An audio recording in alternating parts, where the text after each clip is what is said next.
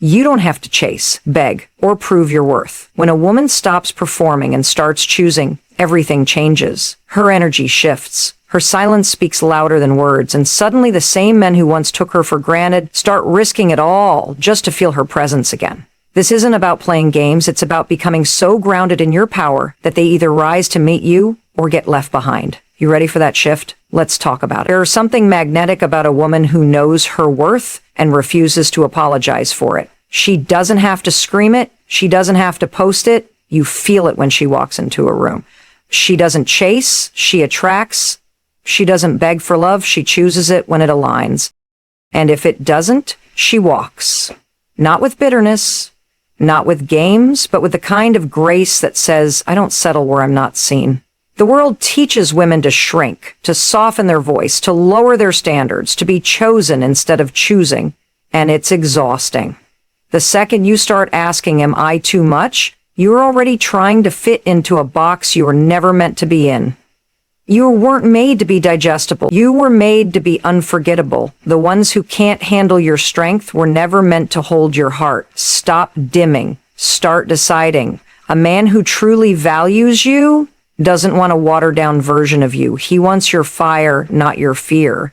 And he'll risk his comfort, his ego, his patterns if he knows you're not playing small to earn his attention. But here's the truth. If you shrink to be chosen, you'll resent him for choosing the version of you that wasn't real. You'll feel unseen because you weren't being seen. You were being filtered. Love that requires shrinking is not love. It's survival. And you're done surviving. It's time to thrive. You don't need to fit into someone's ideal to be worthy. You already are. The moment you believe that deeply, everything starts shifting. Your energy changes. Your posture changes. You stop auditioning. You stop waiting for text messages like they're oxygen. You stop accepting half love as if it's better than nothing, because it's not. It's actually worse. Half love keeps you doubting yourself. Whole love confirms your power, and power doesn't perform. It stands tall even when it's alone. There are women right now questioning their value because a man couldn't handle their strength. Listen closely. That's not rejection. That's redirection. Your standards didn't push him away. Your clarity exposed his lack of readiness. And thank God it did. You don't want someone to try to meet you halfway. You want someone who runs toward your energy because he knows what he's looking at. A queen doesn't beg for presence. She commands it. And not through fear, through truth. The moment you stop trying to be enough for someone else, you realize you were already more than enough for yourself. That's when everything clicks. You stop shrinking into spaces that can't hold you. You stop chasing the bare minimum and calling it potential. You stop mistaking tension for connection, and suddenly your silence becomes louder than any speech you could ever give.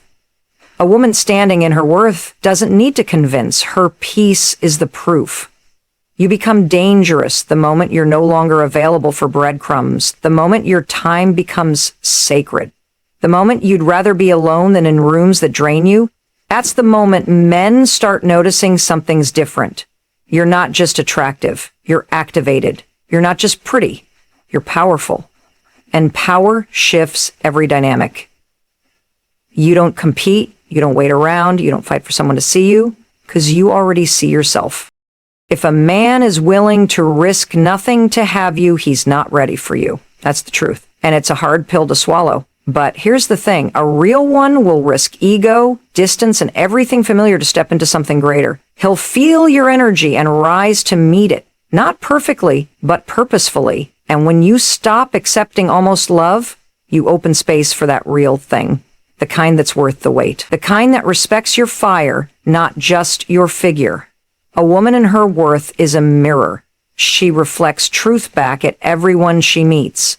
That's why people love her or fear her, because she exposes what they're not ready to face. She doesn't settle. She doesn't chase. And that doesn't make her cold. It makes her clear. Clarity scares those who live in confusion. So yes, they'll call you intimidating. They'll say you're too much. Let them. You weren't made to fit into their insecurities. You were made to shatter them. So here's your reminder. You are not too much. You are not hard to love. You are not lucky if someone finally chooses you. You are the prize, the table, the whole damn feast. You don't need to twist, bend, or break to fit into someone's half-developed vision. Let them go. Let them miss out. You don't have to fight to be seen. You just have to refuse to disappear. Because the woman who stands in her worth, she doesn't chase. She gets chosen. And only by the ones who are ready to rise. Standards are not rules to control people. They are boundaries. Tests to see who will perform. They are truths about what you will and will not accept. And when you get clear on them, the whole game changes. You stop chasing, you stop convincing, you stop molding yourself just to keep someone around. Because people who value access to you will meet the standard. And the ones who don't, let them remove themselves. That's not loss, it's alignment. Too many people confuse tests with truth. They think setting standards is about seeing how far they can push someone before they leave. That's manipulation, not maturity. A standard doesn't ask, will you prove yourself to me? It says, this is where I'm standing. If you can't meet me here, we're not aligned. It's not about building walls. It's about building doors with locks. Locks that only open for people with the right intentions. That's the shift. That's the power move. The problem is, we lower our standards when we feel lonely. We start negotiating with red flags, calling them yellow. We tell ourselves, maybe I'm asking for too much just to feel connection.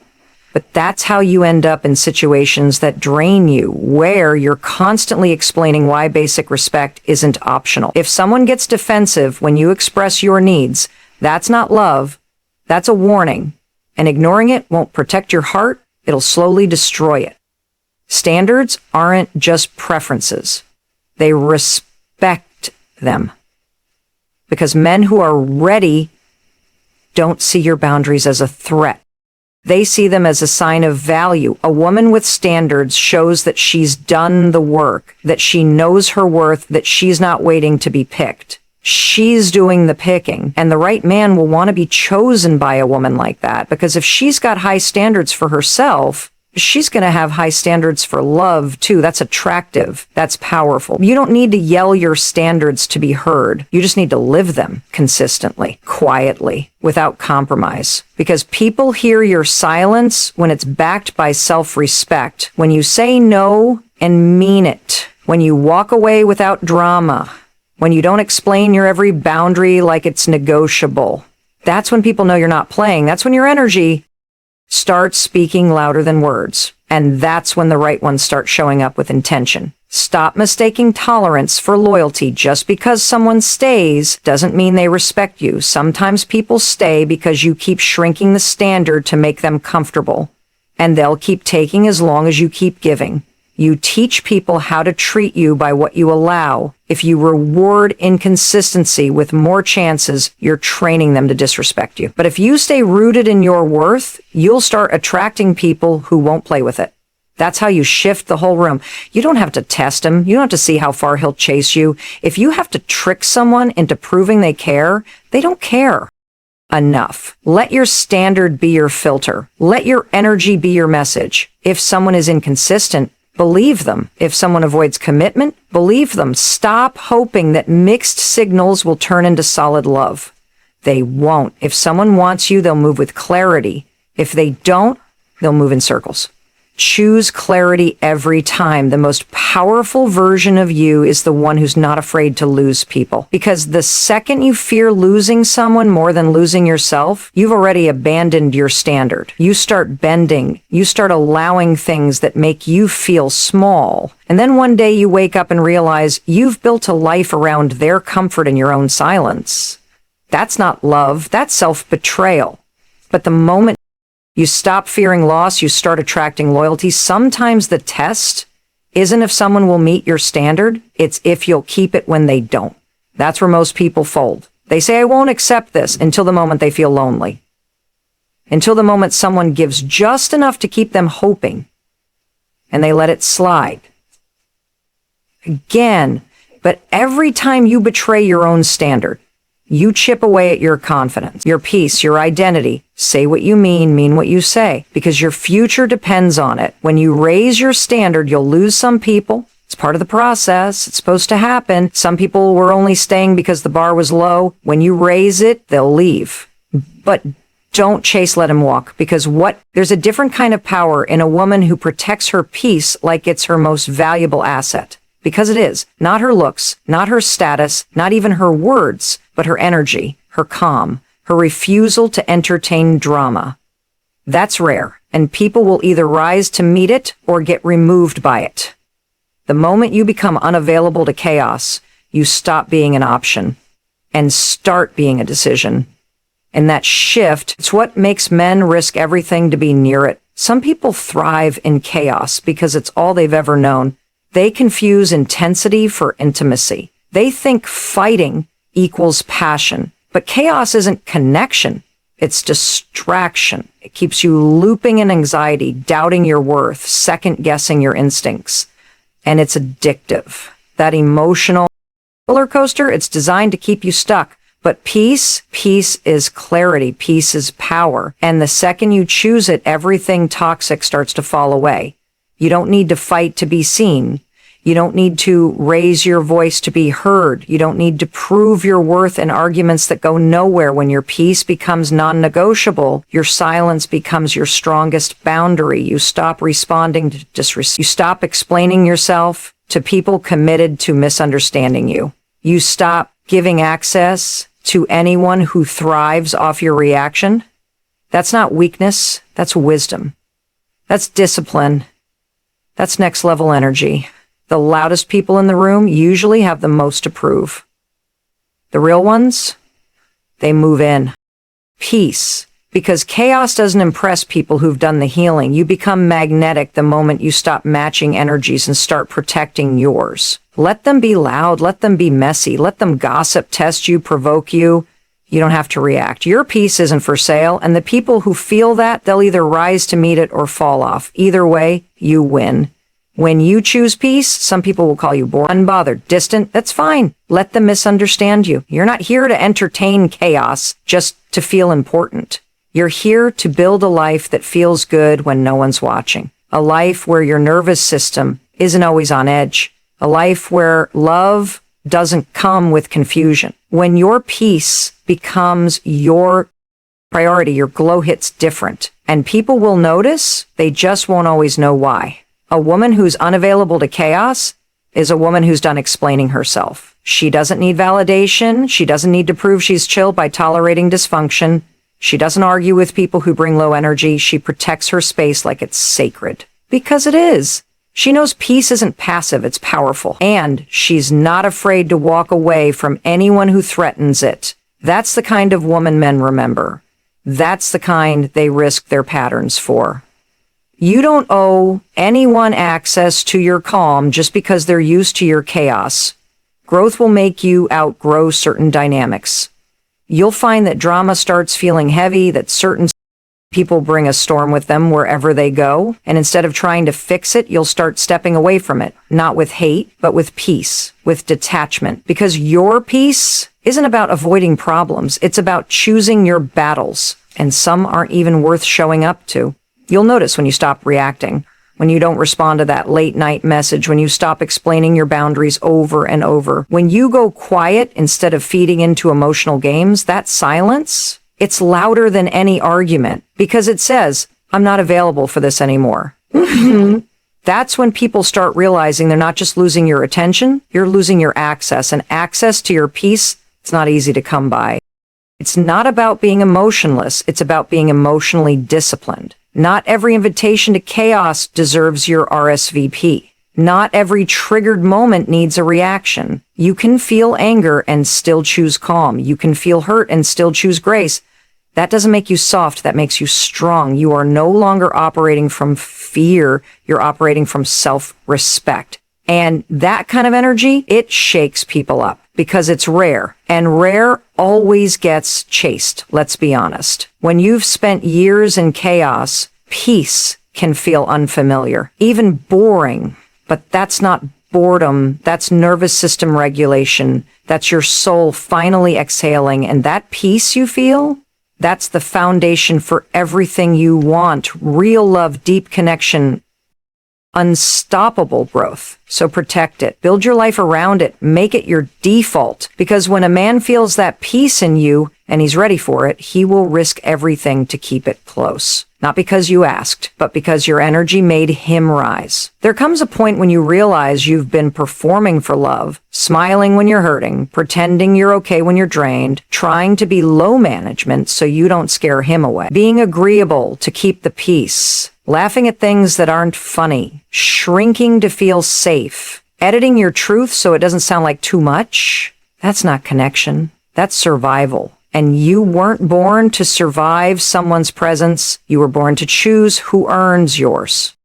Every time you perform, you abandon yourself. You trade authenticity for approval. You start to wonder why you feel exhausted in rooms full of people. You second guess your tone, your body, your feelings. That's not love. It's self-erasure. The right person doesn't need the costume. They don't need the version of you that performs on cue. They want the real, the loud, soft, deep, complicated version. And if they don't, they're not for you. Let them go. Don't shrink to fit what isn't yours. Somewhere along the way, you learned that being chosen was the goal. But that's backwards. You're not here to be picked. You're here to pick. You're not an application waiting for approval. You are the table. And the second you realize that, everything shifts. You stop tolerating crumbs. You stop dressing up red flags in potential. You stop thinking maybe next time is love. No. Love is clear. Love is mutual. Love is earned by presence, not performance. Performing for love is rooted in fear, fear of rejection, fear of abandonment, fear of not being enough. But what's more dangerous than being rejected? Accepting a role in a story that was never written for the real you. Playing the cool girl when you're craving depth. Pretending you're fine with casual when you want commitment. That's not power. That's panic in disguise. And one day you'll look in the mirror and realize you don't recognize yourself anymore. That's the cost of performance. The shift happens when you stop asking, what do they want me to be, and start asking, what do I want? That's when you move differently. That's when your no gets stronger. That's when your time gets sacred. You stop showing up just to prove your worth, because you already know your worth. You stop performing for validation, and you start choosing from power, from peace, from clarity. That energy, unstoppable, untouchable, unapologetic. They told you love required effort, but no one told you effort doesn't mean exhaustion. You don't need to fight to be seen. You don't need to hustle to be loved. You don't need to bend every boundary to be wanted. Real love isn't earned by performance. It's sustained by presence. If someone only values you when you're performing, they don't value you. They value access to the version of you that makes their life easier, and that version, she's done showing up. Choosing means knowing what you bring to the table. It means not settling for a seat that makes you feel small. It means walking away from anything that doesn't honor your peace. It's not ego, it's alignment. You're not punishing anyone by choosing yourself. You're protecting the real you. The one who loves deeply, the one who shows up fully, the one who gives from the heart, but won't tolerate disrespect. Because love doesn't ask you to shrink, it asks you to grow. Together. You want to know what makes a man risk everything? It's the woman who chooses, the one who's done proving, the one who's not chasing, convincing, or performing, the one who knows her value, lives her truth, and walks in alignment. That energy is disruptive. It's different. It's rare, makes people show up. Rare makes people reflect. Rare makes people move. Because when you stop trying to be chosen and you start choosing, you shift the power. There will be people who miss the old you. The one who over-explained, the one who tolerated inconsistency, the one who watered herself down just to keep someone close. Let them miss her. Let her go. That version of you is survival mode. This version of you is clarity. This version of you is peace. This version of you is magnetic. You are not performing anymore. You are not waiting to be picked. You're not here to entertain chaos. You're here to create alignment. So from now on, choose. Choose your peace over their comfort. Choose your truth over their opinion. Choose your energy over their approval. Choose yourself. Not because you're selfish, but because you've spent too long abandoning yourself for connection. And now you're rewriting the story. You're walking in power, and the people who are meant for you will feel that shift, and they'll move mountains to meet you. Not because you performed, but because you chose.